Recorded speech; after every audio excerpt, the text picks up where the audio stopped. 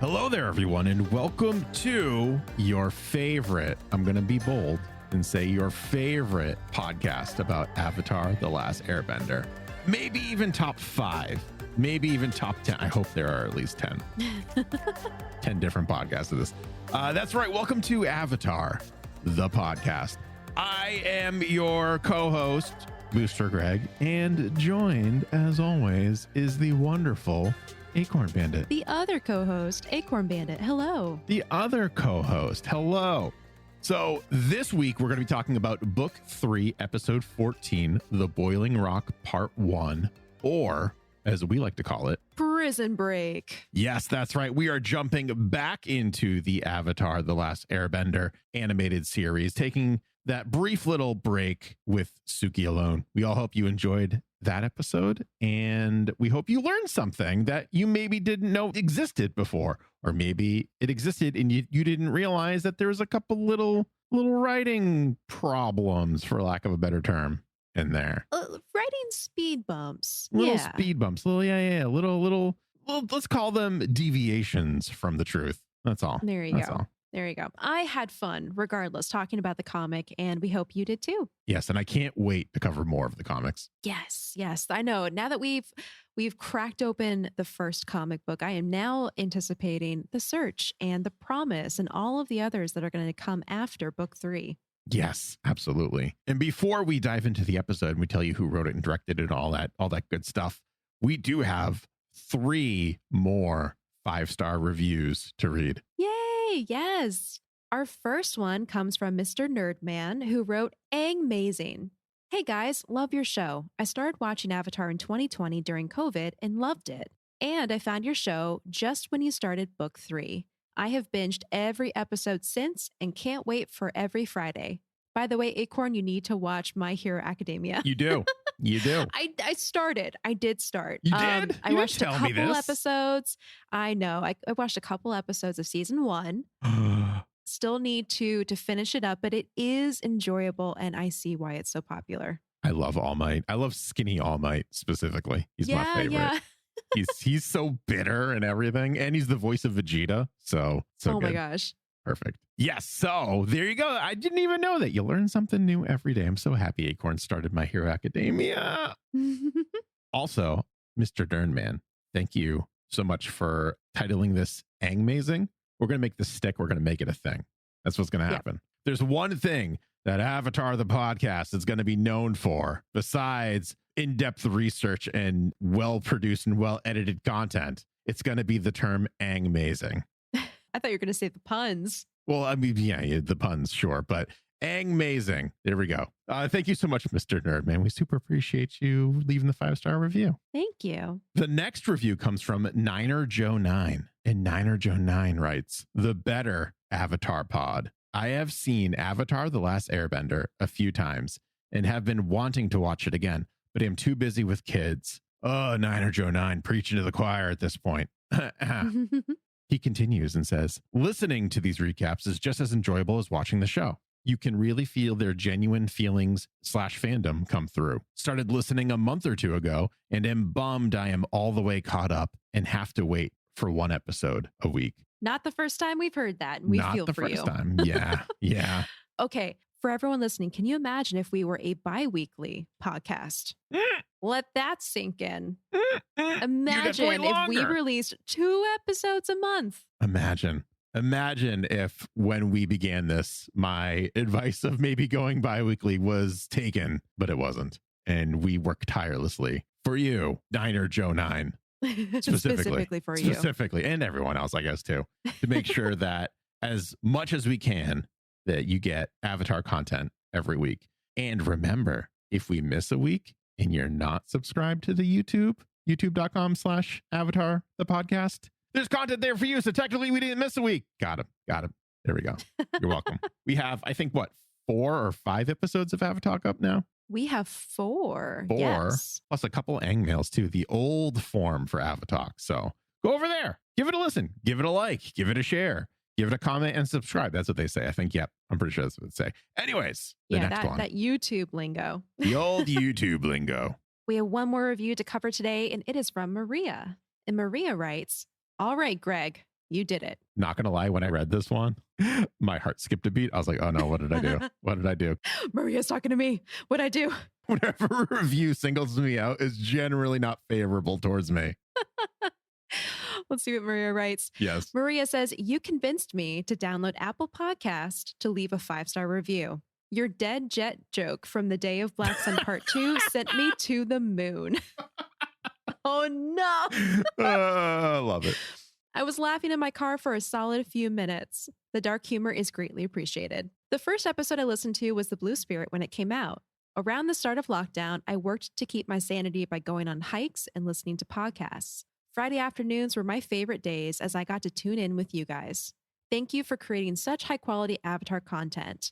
Your dynamic together is a balance Uncle Iroh would be proud of. Aww. Keep rocking and remember you guys are truly the best Avatar podcast out there. Aw, thank you, Maria. Thanks. All my love to you both. MROM3 when I tune into Twitch, or Maria, smiley face. Maria. Okay, actually, that dead jet joke moment had me, sent me to the moon too. It was so good. There are a few times where I know I've genuinely cracked up Acorn. And that was one of those times. I said it and then I looked over at the screen and you're just dying laughing. And I was like, nailed it. First try. Got her. Love it. Love it. Yep. Maria. Oh, man. Thank you so much for writing a positive review singling me out. I appreciate it. Also, I haven't seen you show up on the Twitch chat yet, but I'll be sure to keep a lookout next time, which everyone knows is Monday and Friday evenings at what class? That's right, 8 p.m. Eastern Standard Time. I hope everyone said it along with me at that point. That would be really great.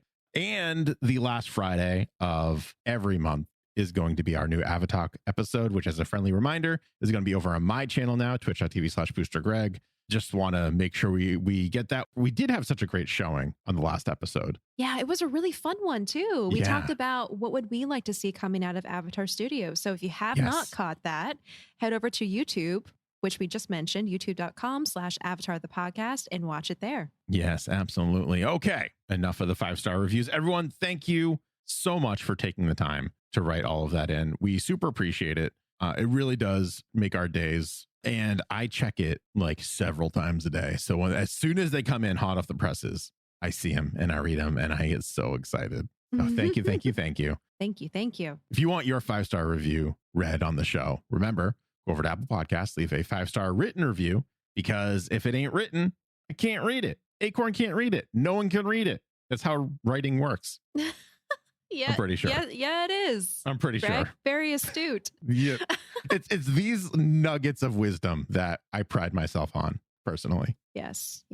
Learn the ways of the world and how the world works from Booster Greg, everyone. Hey. Also, special thank you to Maria, who downloaded Apple Podcasts in order to leave us a 5-star review. Thank you so much. Thank you so much. So let's get into it. Book 3, episode 14. Like I said, The Boiling Rock Part 1, which was directed by our old friend Joaquim Dos Santos, and it was written by, this is a new name, May Chan. Now, what's interesting is this is May's one and only this is May's one and only like official writer credit that would be on like a title card, but May has worked on several other episodes as a staff writer.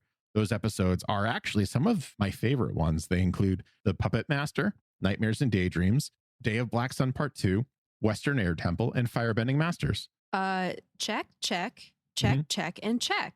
Yes, those are great episodes. I'm pretty sure she was a staff writer on some episodes after Firebending Masters, but I wanted to kind of keep that with what we've discussed so far. So, well, we begin our episode at the Western Air Temple as Zuko serves freshly brewed tea to his new friends. I'm putting that in air quotes because I don't think they're quite friends yet, but they're getting there. They're getting there. While Zuko is unsure of his tea making abilities, hopefully they have gotten better since bitter work. I'm just going to say that because Iroh wasn't too happy with Zuko's tea, if we all remember.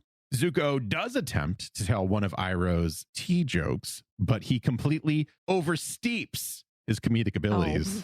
Oh. Wow. And only delivers the punchlines. I'm just going to say this. Maybe he should leaf the jokes to Uncle Iroh. I mean, he should. He should, to be fair. Yeah. Yes. Katara lightly roasts Zuko and everyone laughs. I put roast in as a kind of a semi-pun because you don't roast it tea counts. leaves. It's more coffee. Warm beverage. Yeah. We're in the ballpark. We're in the warm beverage ballpark right now. Mm-hmm. Zuko smiles as he realizes that this just means that he's being accepted into the group. Toph notes that it's nice to relax a little, as it rarely happens. Mm-hmm. I just have to say, this is the sweetest scene. I love Zuko so much. Yeah. Just the fact that his way of trying to fit in with a new group of friends is relying on the things that his uncle taught him: how to make tea, how to serve tea. He's definitely pulling up the lessons that he learned from the Jasmine Dragon here, for sure. Sure. And then also just being like, it's just so sweet. Here, let me make you tea like uncle taught me. Here, let me tell you a joke that uncle told me. Like, oh, buddy. To see the love for his uncle appear almost like in an indirect way here is just so sweet. Yeah. As Zuko serves his tea, Sokka asks to talk to Zuko alone. As soon as the two warriors are out of earshot from the group, Sokka asks Zuko where Fire Nation captives are typically taken. When Zuko asks why Sokka is asking about this, he tells the newest member of the group that he is looking for some of their troops who were taken during the invasion. Zuko refuses to tell him because he knows that this information will only make Sokka feel worse than he already does. Sokka reveals that he is concerned about his father and he needs to know what his actions have put his father through. Zuko finally reveals that Hakoda would most likely have been brought to a place called the Boiling Rock, which is the highest security prison in the Fire Nation. It's on an island and in the middle of a boiling lake. And to make matters worse, it's inescapable. Sokka asks where Boiling Rock is located for no particular reason at all. Oh, yeah. Yeah, no No reason. particular reason. Don't worry just about curious. Anyway.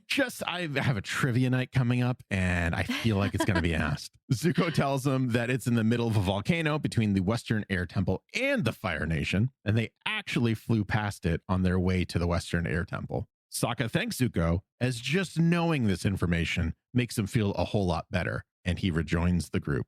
Zuko is immediately suspicious. Yep, because Zuko's no chump. Zuko does, in fact, have a brain. He is kind of smart. He is. Just because he's a little hot-headed doesn't mean he's any less intelligent or able to pick up on subtle cues like, hey, this thing you just told me about, where exactly is it? Point it out on the map, please. Yeah, not so subtle cues. Maybe a little obtuse, a little in the face cue. The one thing I really like about this scene is it really highlights at a subtle level the difference between Sokka and Zuko. So Sokka thinks he's being super slick right now, and he's pulling the wool over Zuko's eyes. And Zuko is completely aware of why Sokka is asking, and he's no chump. Even though in some episodes, and more recently, he's kind of been portrayed as being socially awkward and maybe a little less intelligent than the rest of the group, he's not. He's just kind of like trying to, I think, be accepted into this group, which actually might be strategic on his part as well, trying to disarm everyone with some humble pie, so to speak, right? Yeah, it would be a smart move. Yeah. So Zuko's being a little bit of a tactician, maybe with his social interactions lately, so which kind of makes Sokka feel like he can maybe gain a one-up on the former prince. I just kind of like that interaction. It shows that Sokka was able to kind of, I guess, psychologically manipulate his friends a little bit to kind of like be a jokester or to get his way. And it's kind of worked a little bit. But Zuko's new to the group. He's just being nice, but he knows that something bad's going to happen. It's just a nice little writing touch. Yeah. Sokka being Sokka. Yeah. But to the newcomer Zuko, he can see right through it. Yes. Later that night, when everyone else has fallen asleep, Sokka sneaks away from the group so silently that not even Toph seems to notice. I thought that was really cool. Good point. Or she noticed and she didn't care. Maybe she thought he's like going out to like pee or something. I don't know. Could be. I would imagine that Sokka wakes up in the middle of the night every night to like go to the bathroom. That's just my headcanon. Yeah. I think he would. He almost blows the whole sneaking away part when he nearly steps on Momo, but he catches himself and steps over the flying lemur. Sokka goes to climb on Appa, shushing the air bison back to sleep. But when Sokka climbs up his furry friend, he finds Zuko waiting for him. Not up to anything, huh? Zuko says, which startles Sokka so much that he falls off of Appa and causes a loud crash. And I'm amazed that no one woke up. I know, right? They must have explored really hard the day before, maybe like went out to look for food. Everyone's pretty tuckered out and sleeping deeply. Or Zuko accidentally brewed the nighttime sleepy mint tea. Oh, no. He put them into a deep sleep, some melatonin, huh? Maybe. That's what I'm thinking. It's the only way this makes sense. It's the only way that if you were to say, okay, Sokka was just super quiet so Toph couldn't hear him, that loud crash would have woken her up for sure. Or Sokka consistently trips over something when he's using his nighttime bathroom. He always trips over like the same fountain or the same pillar every night when he goes to the bathroom. Every time. So they're like, all right, whatever, forget it. Sokka explains to Zuko that the invasion plan was his idea and it failed, causing his father and many others to be captured and jailed by the Fire Nation. I have to regain my honor, Sokka tells the firebending prince. You can't stop me, Zuko. Zuko understands the need to regain honor because, well, duh, we've had like 3 seasons of him trying to regain his honor. My honor! My honor! And tells Sokka that he is going with him. Something very quickly I want to state about this scene. They had a little bit of a role reversal, and I kind of glanced over it. I didn't really say what Zuko talks about. Zuko says something like, well, I never listen. And that's usually an attribute to Sokka. And of course, honor is usually attributed to Zuko. They have like a nice little yin and yang relationship right now where they complement each other very well. Which is going to be supported and explored even more in this episode. Sokka states that this is something he is going to need to do on his own, but Zuko is not hearing it. He points out that taking Appa is not a good idea because there are no sky bison daycare centers near Boiling Rock. They ran out of room. You know, they ran out of room. They just didn't have the real estate for that. There was budget cuts, and that was the first thing to go. What a shame. What a shame. Yeah. Who knew that a daycare center for thought extinct animals would be right at the top of the old shopping block? Oh, no. Zuko recommends that they use his war balloon instead. The next morning, the gang finds a note written by Zuko stating that he and Sokka have gone fishing together and are leaving Aang with some homework to continue his firebending practice. The homework is to do 20 sets of fire fists and then 10 hot squats every time you hear a badger frog croak. As soon as Katara finishes reading the note, a badger frog croaks and Aang sighs. Nobody else has homework. I absolutely love that he uses a badger frog as like the signal for when he needs to do these like these exercises, because Zuko knows firsthand how much and how frequently badger frogs croak and how much it sounds like a taunt. So it's really good. And I love how he gets up in that moment and he's like, 1 hot squat, 2 hot squats. Yeah. Gets right to it. I mean, that's something to be said about Aang. He does take his training seriously. We saw him messing around earlier on in the journey, but at this point, he knows it's important. So it's like, all right, yeah, I got to graduate from bending school in order to defeat the Fire Lord. So I guess I got to do my exercises. Yeah. Also, it's such a small detail, but I love the fact that Zuko's and Sokka's cover is they went to find meat. Yeah. Because that's so in character with Sokka that I don't think anyone would question it.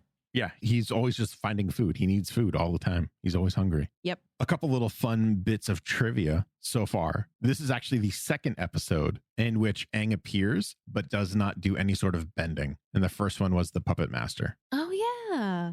This is also the first episode since Toph's feet were burned that we see her walking again. Oh my gosh. Yeah. Talk about continuity. That's a pretty cool detail. Yeah. It's like one of those little things too, where I think they kind of just introduced, be like, oh, she can walk again. And if you didn't notice that, and you probably forgot she burned her feet in the first place. Flying in the war balloon, Sokka and Zuko sit in awkward silence. Sokka tries to break the ice, first by commenting on the fluffy clouds, then by whistling. Sokka notes that he knows the guy who designed the war balloons, and Zuko kind of feigns an impressive response and then comments that if there's one thing his father is good at, it's war. Sokka makes an offhand comment about this attribute running in the family, but Zuko quickly corrects the Water Tribe warrior and says that not everyone in his family is quote unquote like that. Zuko is, of course, referring to his uncle and not himself, Zuko continues to say how he disappointed his uncle by siding with Azula over the Avatar. Sokka tries to console Zuko by saying that Iroh would be proud of him now since he gave up everything to help out the gang, and that must have been difficult. Zuko admits that it wasn't all that difficult, but he did leave May behind. Since he is now wanted by his own country, he didn't want to put her in any more danger than she needed to be by dragging her into it all, so he broke it off. Sokka empathizes. After all, his first girlfriend did turn into the moon. That's rough, buddy.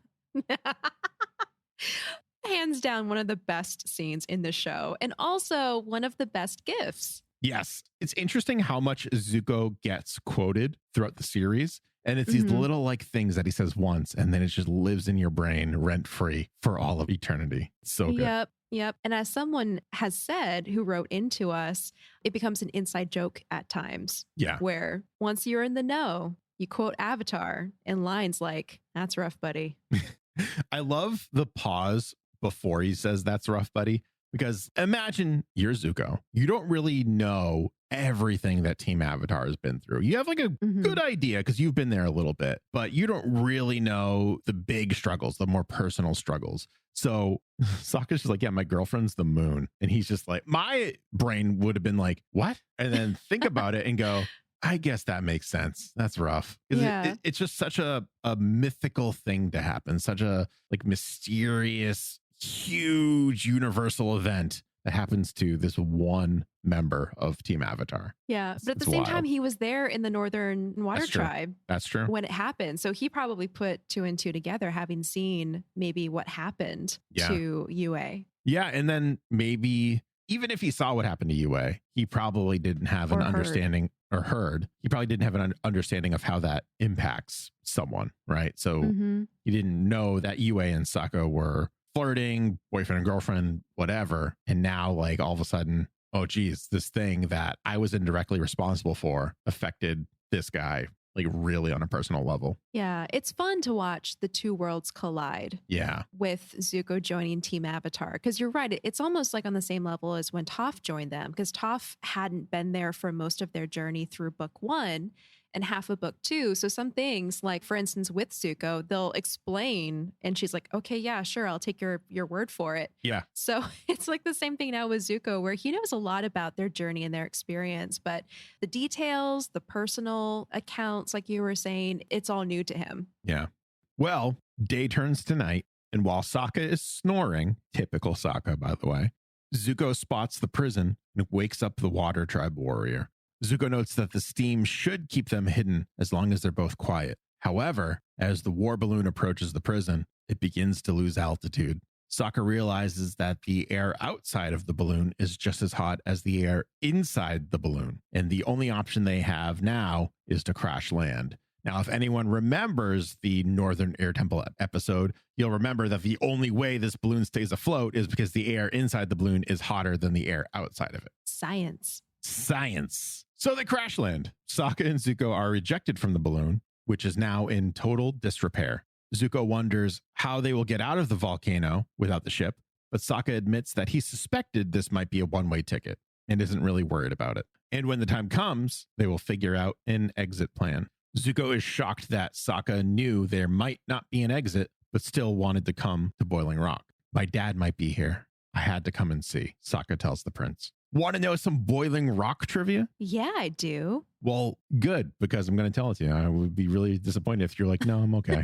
No, actually, I changed my mind. I don't want to hear trivia. Well, too bad, because the design of Boiling Rock is a reference to Alcatraz prison, which is a real-world island prison in California. I thought so. It was also nicknamed The Rock. And there's a wonderful Nicolas Cage, Sean Connery action movie that takes place there, also called The Rock. I was trying to find some The Rock jokes for the movie, but I couldn't find any. So sorry, everyone. I'll let you down. But as with Boiling Rock, Alcatraz boasted a history of no successful escapes, except in the movie The Rock, where Sean Connery is the only person who made it out. Yep. The only escape is a fictional escape. Yeah. It's also kind of funny that the Boiling Rock is inescapable because of the boiling water, where Alcatraz, the water around it is very notoriously cold, which is what makes it inescapable. That's kind of funny. I like that. Yeah. You know, something that never ceases to amaze and amuse me is the fact that the team gets so much inspiration from our world. It's Yeah. really cool to see how they interpret or translate concepts into the world of Avatar, from Iceland being the inspiration for the Fire Nation to Supermax prisons, Mm-hmm. like Alcatraz being used as inspiration for a setting or an environment for the team to go and navigate through. Like, Yeah. it's cool because it's almost like in subconscious ways, it tethers this fictional world to reality. So it's easier for us to follow and get invested. Yeah. Uncle always said I never thought things through, but this is just crazy, Zuko quietly exclaims. Dante Bosco did this really cool delivery where you can tell he's yelling, but he's like trying to be very quiet while he's yelling. And I really liked it. Sokka reminds Zuko that he invited himself on this mission. Sokka also admits that in the past, he always thought his plans through, but they haven't always worked. So this time, he's trying out something a bit more improvisational, let's call it. Sokka pushes the war balloon into the boiling lake, noting that it's of no use to them now, and they don't want anyone to find it. I hope you know what you're doing, Zuko says. There's no turning back now. Why is it that it feels like Sokka logic to go, well, all my plans haven't worked out until now, so I'm just going to wing it? So here's the thing with that logic, and I think everyone knows where I'm going to be going with this. I don't like it. I don't appreciate it. Sokka's one thing is he's the idea guy, and they took away the idea from him because it didn't work once. He had the idea. It's just more that he only went so far with his plan. Yeah. So while I go back and forth in my brain a lot about this, because I like that Sokka thinks things through and he has a plan and they almost always work. I don't like that he so eagerly abandons that because of one failed plan. However, I do understand that one failed plan was a huge failure and it cost him almost everything. So there has to be some sort of like mental shift in his thinking. So from a story perspective, it 110% makes sense. And there's no other way it should go. Yeah. But it doesn't mean I have to like it. Fair. It's a lot like how Zuko ends up betraying Team Avatar at the end of book 2. It makes sense. It has to happen. I understand that. Doesn't mean I like it. Doesn't mean I have to enjoy it. But it is still like great writing and it makes sense. That's what would happen. Someone who's had plans that always work, the one time they fail and they fail epically, they're going to start to question themselves. They're going to start to question their motives and what they've done in the past and start to deviate from that in hopes of a different outcome. Granted, this different outcome is dumb because there's no way you not thinking through a plan is going to make things better.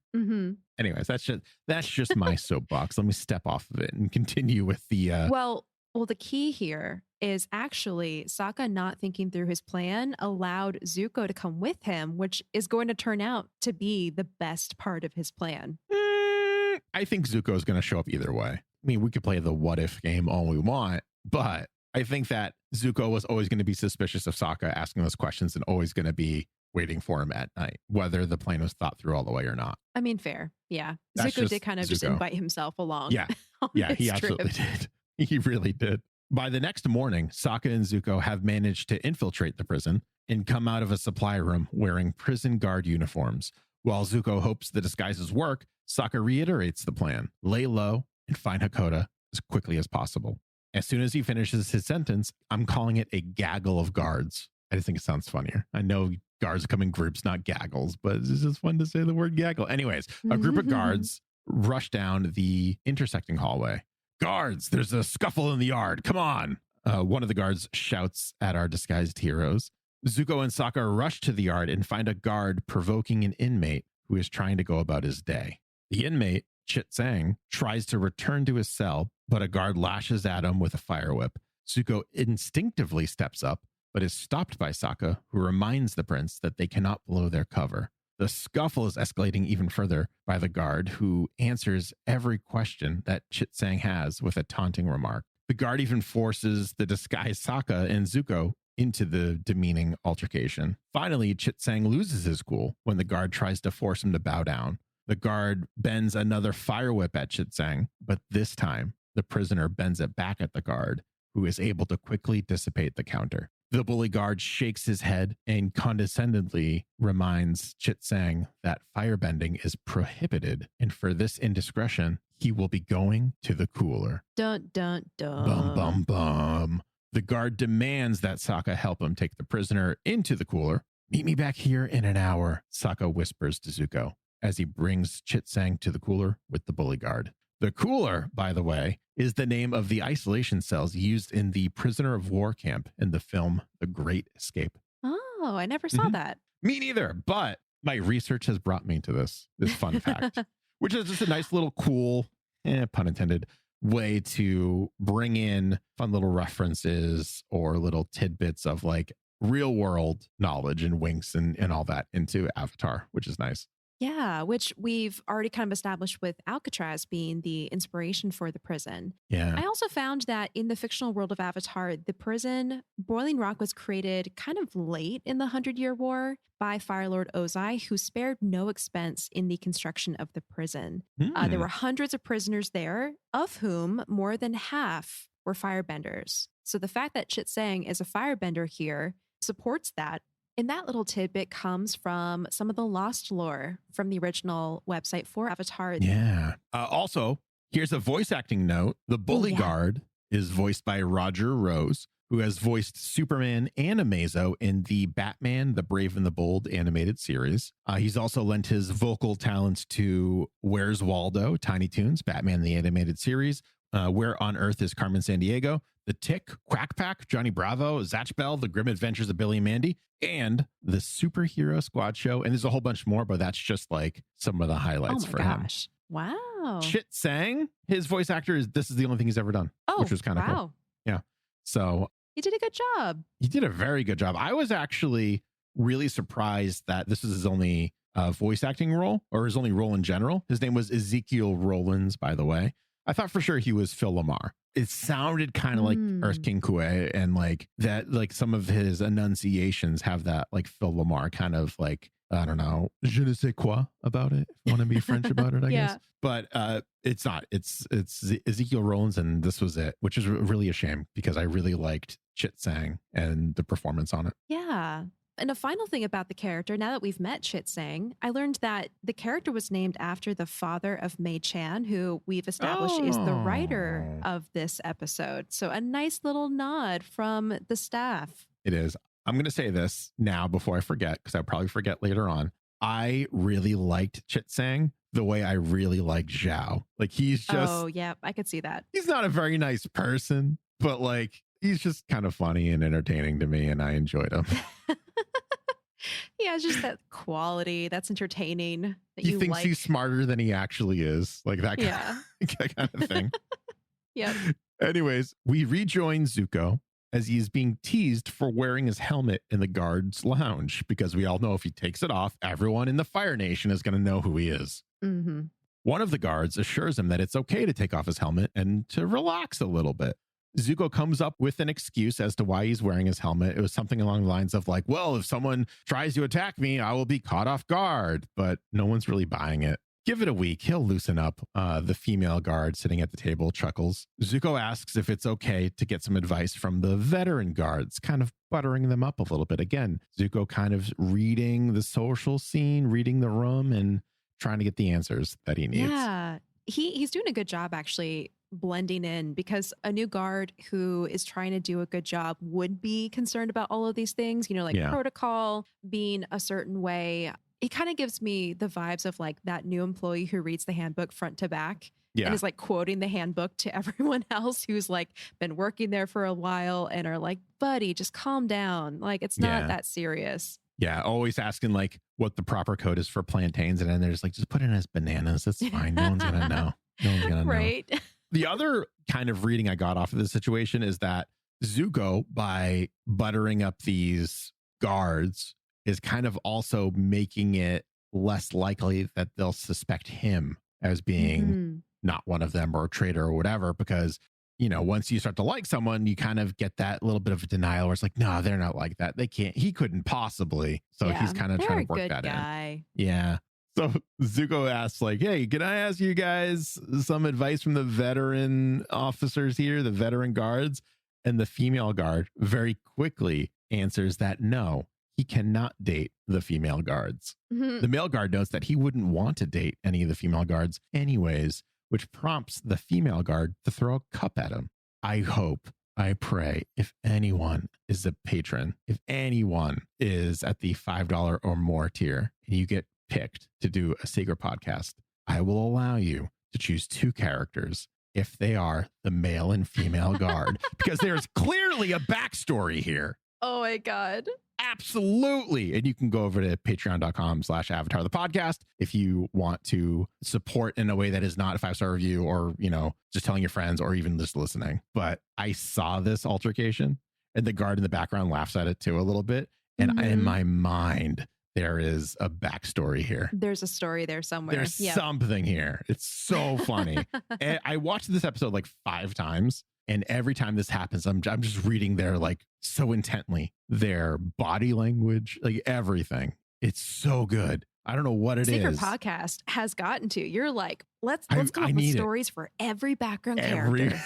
Everyone. But there's something here. If I ever get to talk to Bryke, I'm asking them about these 2. There has to be. They have to have something in mind. I'll get off of that for now. Zuko states that his question is not about hitting on the female guards or dating them. His question is about war prisoners and if they are held at Boiling Rock. Meanwhile, the warden arrives at his prison. Oh boy. And the warden, of course, we met in our last episode, which covered the comic Suki Alone. And we know he's a piece of work. Yeah, he's not a nice guy. But so here's I'm making a voice acting leap here for this one. Oh, okay. We have 2 characters with very distinct voices, the male and female guards. They are not credited in the wiki or on the episode. However, I looked at the additional voices and I listened to them. I found random clips on YouTube from interviews and such. And I am confident to state that the male guard is voiced by Zach Throne, who was actually in the show California Dreams with Jenny Kwan, who we know is the voice of Suki. Oh. He wasn't an actor in it. He was a voice. He was the singing voice for one of the characters named Mark Winkle. He was also in Beverly Hills 90210 as a character named Howard. He's been in SpongeBob SquarePants as Miscellaneous Fish and Flushed Away, the movie, as Roddy St. James. Oh my gosh. I remember that movie. Yep. I never watched it, but I know of it. The female guard, this is a bit more of a name. The female guard is voiced by none other than Courtney Taylor, who is voiced Jack from the Mass Effect series. Oh, yeah. She was the female player voice in Fallout 4. So if you chose to be a woman, you would get Courtney Taylor. Carly from American Dad, Hex from Skylanders, Scarlet Rhodes from Call of Duty Black Ops 4, Amanda Holiday from Destiny 2, and Ada Wong from Resident Evil 6. Very cool. So both of these people were credited as additional voices, but we weren't sure who they are. So this is, we played this game with the Suki Alone episode too, assigning voices to the characters in the comic. And after hearing your selections there, I trust this. I trust your Courtney your Taylor has here. It has to be, because it was the process of elimination. There's only one woman that speaks that we don't know of in this episode. So Courtney Taylor was I'm 99.9% sure that she is the female guard. But when it came to the male guard, and I knew who the bully guard's voice was, I knew who Chit Sang's voice was. It was just a process of elimination. I'm more 92% sure about that one. Okay. Nice. But anyways, there you go. If you disagree with me, feel free to shoot us an email. Or if you know beyond a shadow of a doubt who the voices are and can confirm, I would love to know, because this is kind of my thing. And this is the most I've had to research an additional voice. I listened to I want to say 20 minutes per character of interviews and vocal matching. Back at the coolers, Sokka watches Chit Sang shiver in his isolation. He notes that it's really cold in there, and the bully guard says that firebending won't work in the cooler. When the warden approaches the bully guard, he lowers his visor and begins his kind of perfect employee routine. The warden enters the cooler and tells Chit Sang that he heard he tried to escape using firebending, which honestly, he should know better.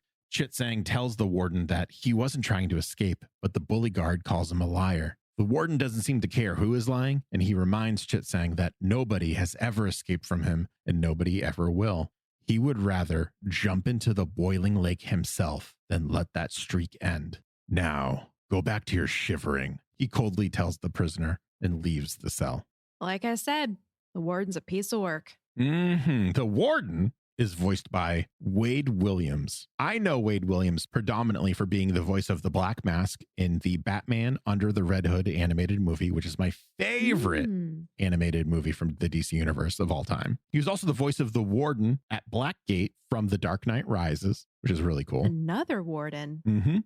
He voiced Harvey Dent in the Dark Knight Returns animated movie. So that's like 3 Batman things right there. He played in real life Brad Bellick from Prison Break, which is his character was a man who was imprisoned for a crime he did not commit. So that's kind of a different. I'm sensing a trend. Yep. He also played a few characters in Star Trek Voyager and Star Trek Enterprise. And he has much, much more than that. It's a very long IMDb list, but those are some of the highlights. Very cool. Yeah.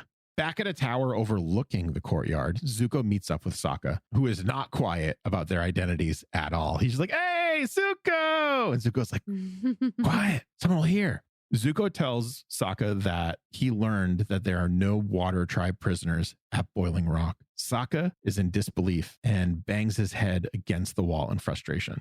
Zuko apologizes and tries to comfort his new friend, but it's no use. They came all this way for nothing, and Sokka failed again. Zuko tries to conjure up some Iroh advice and says, sometimes clouds have 2 sides, a dark and a light, and a silver lining in between. It's like a silver sandwich. So when life seems hard, take a bite out of a silver sandwich. Zuko trying his hardest to embody the lessons that Iroh has taught him is the cutest thing ever. It's so funny because you can tell that Zuko doesn't understand Iroh's advice at a technical level.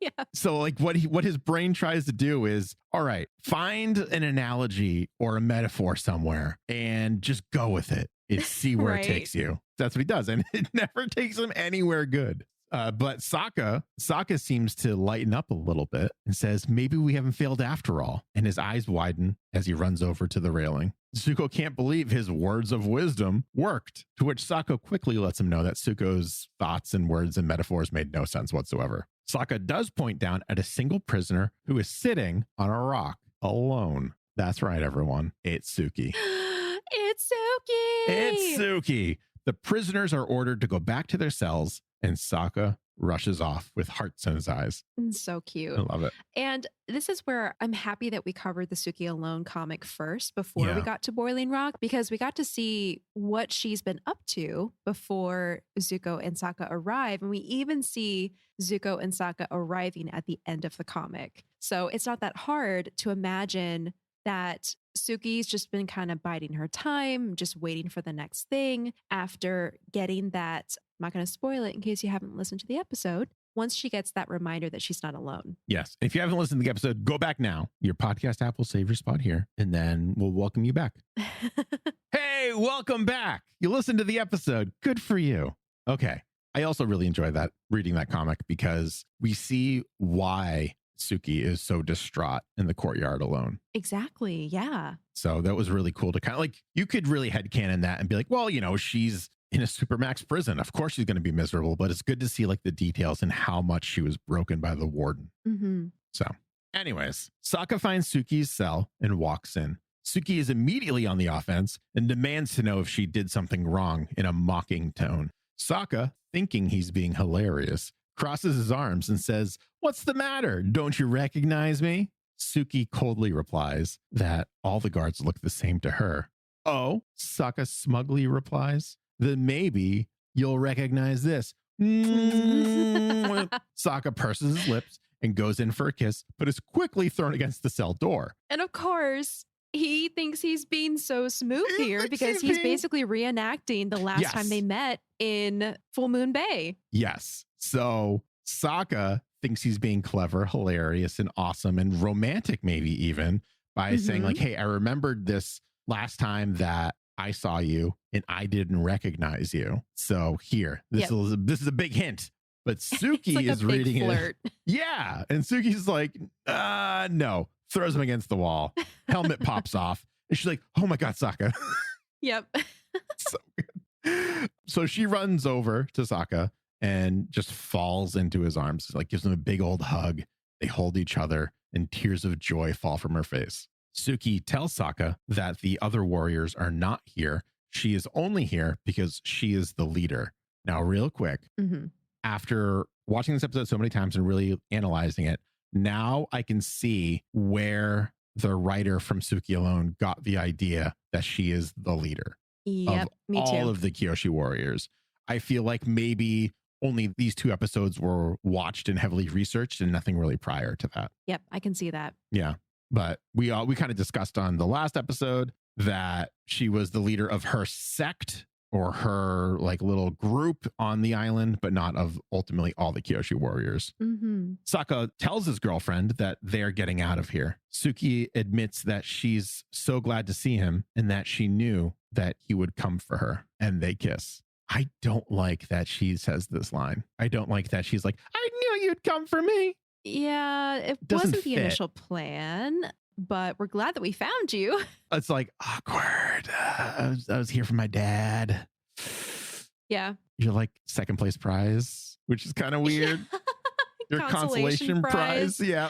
Yeah. Oh, Sokka's like, man. of course I came for For you, you, dearest babe, love of my life. anything. Risk it Yeah. all. By the way, have you seen my dad? Just completely. Yeah. Just not the point. Yeah, but I also don't like that we know that she wasn't waiting for someone to rescue her from Suki alone, which is like another little like thing they missed from Suki alone, I think. But I just don't like that she has this like damsel in distress kind of like line of dialogue. That's how I read that as. Oh, I see what you're saying. Yeah. I think after reading Suki alone, I think it's more of a relief that, oh God, I wasn't forgotten. I knew someone would come for me. I'm not alone anymore. Although maybe she did know that someone was coming for her because the end and who shows up in her cell. I'm trying very hard. You all listen to that episode because Kyoshi shows up in her cell and it's just like, soon. Yeah, I'm you're Uncle not Ben. alone. Yeah. I'm Obi-Wan Kenobi. Okay, so actually on the topic of Star Wars, Yeah. I do want to make a note that this scene where Sokka enters her cell, is very similar to the scene in A New Hope when Luke walks in and Princess Leia is lying on her cot and she makes that crack of like, aren't you a little short for a stormtrooper? Yep. Suki makes the crack. You all look the same to me. Yeah. And so very reminiscent. And actually the team did make a mention that they did take inspiration from Han and Luke disguising themselves as stormtroopers. So I like to think that that just naturally evolved into, well, let's just take that quick little scene from the cell from Star Wars and link it to Suki's and Sokka's background in Full Moon Bay. See, I did kind of like get those vibes off it, but I was like, no, Dave Filoni's not on this project anymore. They're probably, and they did. The legacy of Dave Filoni lives on. Continues. Well, anyways, a female guard approaches Suki's cell and Zuko knocks to alert Suki and Sokka. The guard asks Zuko to step aside as she needs to get into that cell. But Zuko refuses and states because the lights are out, the prisoner could sneak up on her and get the jump. Zuko pins the guard against the door and manages to distract her long enough for Sokka to leave the cell. A female guard notices him a few feet away and calls out for help, and that Zuko is an imposter. It needs to be arrested. Sokka has no choice but to arrest his friend, but whispers in his ear that they'll figure something out. Oh, Zuko's smooth streak has ended. He was doing a good job playing the new guard, learning the ropes, taking his job very seriously. But I feel like this was just one of those high stakes moments where he couldn't think of a good excuse, a good cover. I also kind of feel I'm going to feel very gross after saying this, and I understand this, but I feel like the way Boiling Rock is, if a guard walked in on another guard, smooching a female prisoner, I feel like they wouldn't care. They don't treat their prisoners all that well. That is kind of gross thing to think about, but it is one of those prisons that's off the beaten path, kind of out of sight, out of mind. Who knows? We saw like physical abuse happen at the beginning of the episode between the bully guard and Chit Sang. And also lying and setting up the inmate by telling a story that didn't happen. Oh, he was using firebending to try to escape. So I think it might be a bit of a stretch to say that all the guards don't have any morals, but like I feel like they probably hire very immoral people for this place just because they're the only ones who will actually volunteer or be willing to like, I don't know, be guards here. Anyways. Seeing who the warden is, yeah, wouldn't be surprised. Yeah. So like my first thought was this is kind of an unnecessary risk that Zuko took, was pinning the guard against the door. Mm-hmm. But anyways, I don't want to think about that anymore. We're done thinking about that scene for the rest of my life until I watch it again and then it pops in my brain.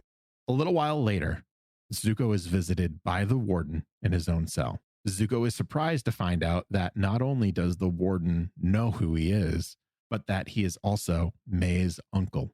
The warden tells Zuko that he is his special prisoner now, and he'd best behave. After all, they wouldn't want the criminals to find out his identity.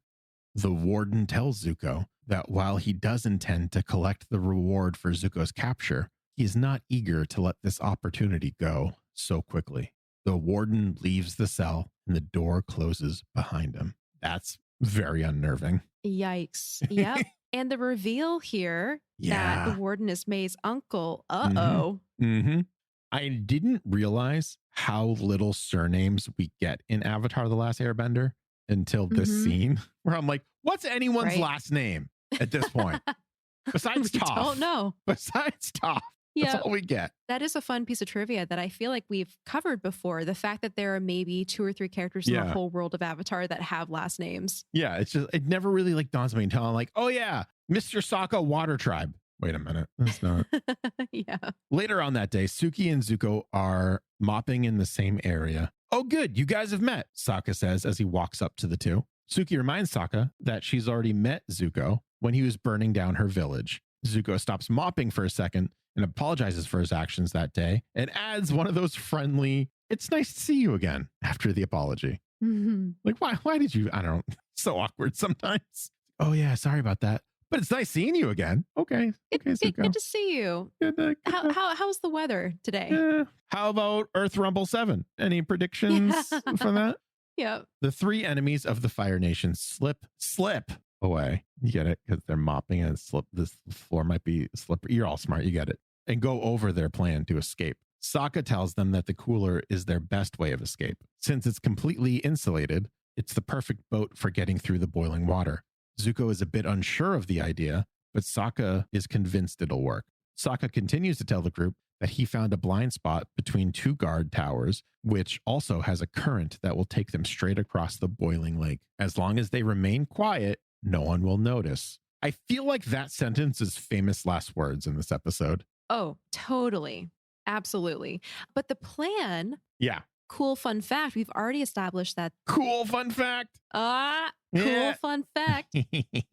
We've already established that Boiling Rock was based on Alcatraz prison and the fact that there were never any successful escapes. Well, it so happens that there was an attempted escape by 3 inmates who used a raft that would drift with the current. And this, of course, resembles Sokka's plan to take one of the coolers and drift with the current to get out of the lake.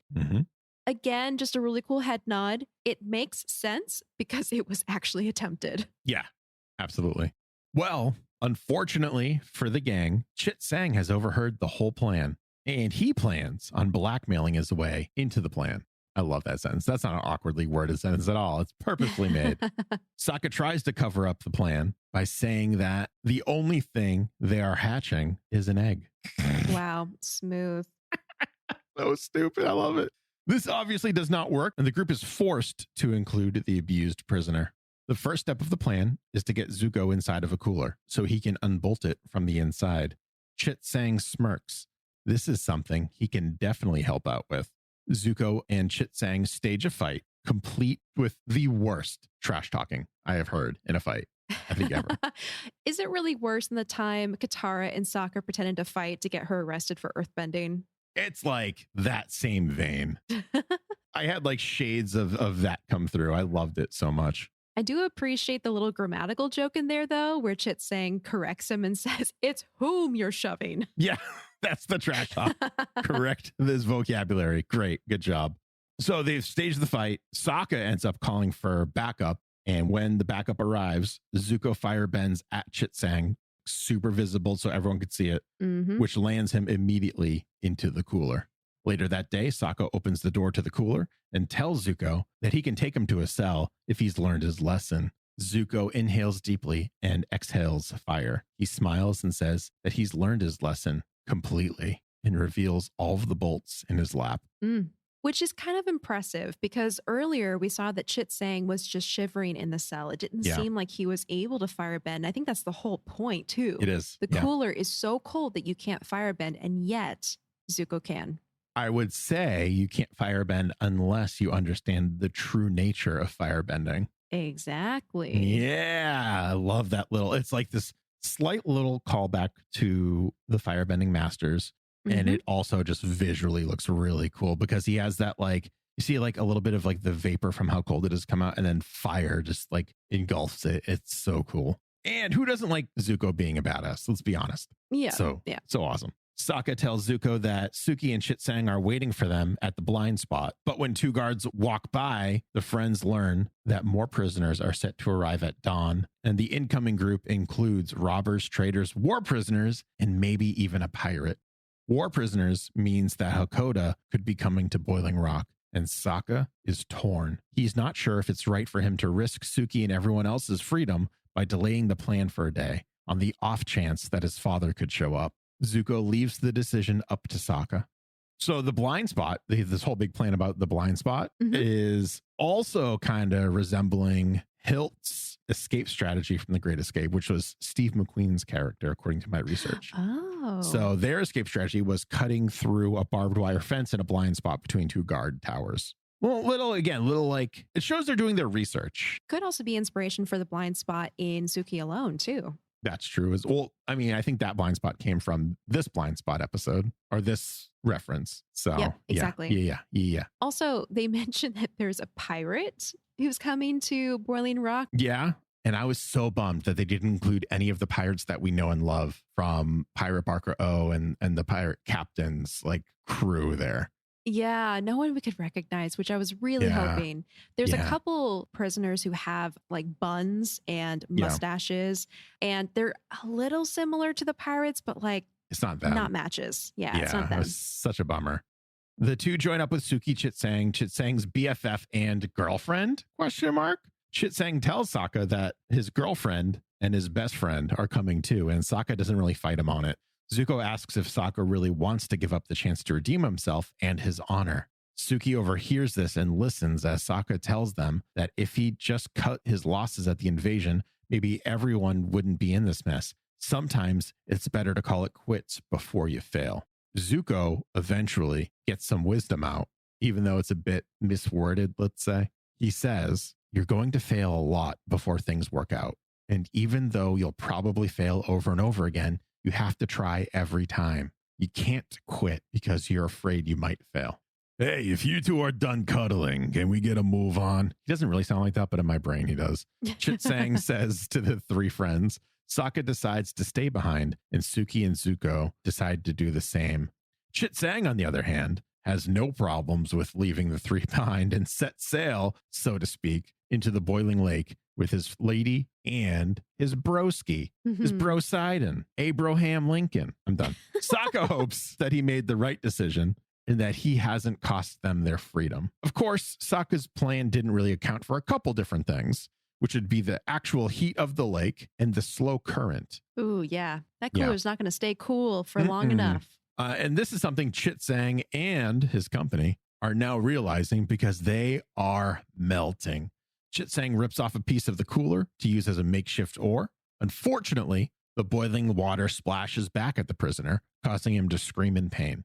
The guards hear this and immediately catch the escape attempt, which also causes the prisoner to go into complete lockdown. Sokka, Suki, and Zuko sneak off to the boarding platform, where they eagerly await the prisoners to get off the gondola. The first man to get out of the gondola is a large man with tattoos and a nose ring. I think he might be the pirate, maybe, but he's not a pirate that we recognize. Yeah, I think he's the pirate, but no one that we've met before. He definitely has a pirate look to him. Yeah, for sure. Zuko asks if that's Sokka's father, and Sokka's like, "My dad doesn't have a nose ring." I just love that delivery. He's so perfect. He's like, no, he's so offended that Hakoda might have a nose ring. for some reason. A few more prisoners get off, and none of them are Sokka's father. Just as all hope is lost, a guard yells for the final prisoner to get off of the gondola. And of course, that final prisoner is none other than Hakoda J. Hakoda! Southern Water Tribe Smith the fourth. Oh my God. Yay. The end. So, what an episode. What a ride we've been on. What a setup. Yeah. We've had love. We've had action. We've had friendship. We've had bad words of advice. We've had it all. But what we need to have, Acorn, is your MVP for the episode. Oh my gosh. I'm so tempted to give it to Chit Sang. Yeah. Even though I love him so much. He's such a meathead, but I love him. It's like an honorary MVP, because he did kind of help the team get to where they are. And he did also create a diversion, I guess you could say. That's true. That's true. And he was the one who actually went through with the bad plan and realized that it was bad. So, if they had gone with him, they would have all been captured. Yeah, for sure. What about you? I wanted to give it to Chit Sang as well because I love him so much. There's no real reason other than he's just such a great character. And some people might be like, well, he's kind of like a scumbag. He stole like their escape attempt. He forced like a couple extra people on. And I don't think that's very scummy of him. I actually think that adds to the positive traits of his personality, where he's not willing to leave behind his loved ones. So he's going to do what he can to make sure that they're coming with him. Yeah. We're just seeing it from a different perspective is all. Exactly. When you're in a scenario like that, you would kind of do anything it took to get out and to bring the people that you care about with you. Yeah. So he doesn't know these two really. Like he never really makes mention that he knows that Zuko is Zuko, which is very interesting. So he's just like, whatever, these clowns have an escape attempt that seems halfway decent. I'm going to take it. It's the only hope that I have right now. Yep. So I think it's Chit Sang as well. So he's just so great. And in the next episode, I'm very excited about his contributions as well. Yep. What's your moral of the episode? So there are a couple good ones, okay. Mostly through Zuko's attempts to impart Iroh wisdom. Yep. I think the one that the episode makes the most obvious, though, is the fact that plans aren't always going to work out. Like Sokka is so hung up about the fact that the invasion plan failed, and he thinks that that makes him a failure. But actually, you learn through making mistakes. So I would say growth is in experience and in making mistakes. Yeah, I like that one. That's a good one. I'm going to say the moral of the episode for me is you miss 100% of the shots you don't take, which is Wayne Gretzky, Michael Scott, and then Mr. Greg. You just add that right onto there. Mainly going off of the whole thing where he's like, you can't just stop because you think you're going to fail. Yeah. You have to keep on persevering. So I thought that was a really cool moral. And I remembered to write it down this time. Good job. Yeah. Well, that's all the time that we have for this episode. Thank you, everyone, so much for continuing to join us on our adventures through the final chapters of Avatar, The Last Airbender, at least in terms of the animated series. We're getting ever so close to that finale. And I'm just crazy. I just can't believe it that we've gotten this far in such a short amount of time. It is absolutely wild. If you are listening to this episode and listening to the show for the first time, or if you've just forgotten, you can always find us on Twitter over at Podcast Avatar. If you want to say hi, or you want to, I don't know, just like you found something cool on the internet, you want to send it to us directly, you can do it through there. You can do it through our email address, which is avatarthepodcast@gmail.com. If you've written your 5-star written review, if you've emailed us and you've tweeted at us and you're looking for an additional way to support, you can always go to patreon.com/avatarthepodcast and, support through there. Everything of the 100-year war tier or higher gets some bonus content, which I think is really great. My opinion might be a little biased, but I have fun with secret podcasts. Mine too. I think they're so fun. I think that's so great. And you kind of get like a little inside look of our psyche, I guess, with the doodle page, which is always fun. You can try to guess which episodes we're going to be covering next, or I've just finished recording or about to record based off of that. Or are thinking about. And also, if you don't care about the rewards, you can always spare some coins for weary travelers. We have a patron level for that. But really, any support that you give us is most appreciated. And when it comes to Patreon, ultimately, everything that our patrons pledge helps us to cover costs for editing for the podcast, Yep. which is hugely appreciated. Yes, Because absolutely. Greg and I do this podcast as a hobby, and any costs come out of our own pocket. So having your support means so much to us. Yes. I'm gonna speak for a moment very quickly to everyone who's been listening since day one. And remember how like we would release it at like random hours and even up to like 11:59 p.m. That was because Acorn and I were editing the episodes ourselves. Yep. And every minute counted for that. But now that we're able to afford our wonderful editor, Rob, it's been a lot more consistent and a lot better. And any delays is because we haven't written the blurb yet. So read the blurbs if you haven't. We put a lot of work into that too. Yeah, the description for each episode. Yeah.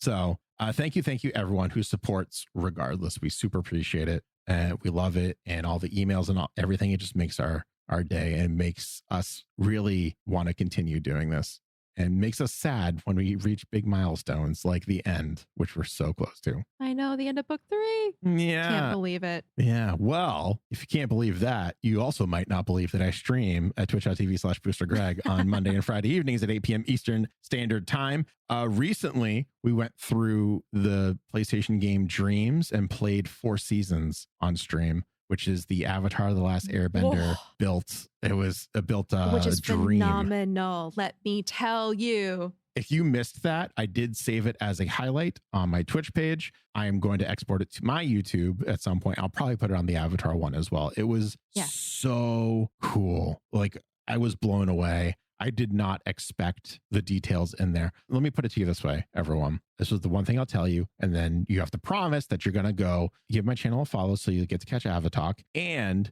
you'll watch the rest of this VOD, because I guarantee you'll want to watch every minute of it once I say this. You get to go to the Southern Air Temple, and they have the Airball Court, and they have a little tent that's off in the background. You won't believe what's in that tent. And I won't tell you what it is, because you have to go watch the video now. That was our deal. Okay. But yeah, you go there. You can find me on Twitch, find me on Twitter, find me wherever on the internet as Booster Greg. Find me on my TikTok. Some people have done that. I made a single Avatar: The Last Airbender TikTok. Didn't do quite as well as I wanted it to, but I still am very proud of it. It's very funny. So go find that. All right. That's all I got. And you can find me online at Acorn Bandit or at joysans.com, which is JOISANS.com, where I create enamel pins. Yes, the book 3 pin is coming. We are in talks. Don't worry. There will be a 3rd installment in our official Avatar the Podcast enamel pins. But yeah, that is where you can find me. You can also find pin-related things on Etsy if you search for Joy Sans Studio. Otherwise, I am Acorn Bandit. Yeah. Well, everyone, thank you so much for listening. We super appreciate it. We'll see you next week. And speaking of next week, coming up next time, Escape Plan version 1.2. And the most effective way to start a prison riot. All this and more next time on Avatar the Podcast.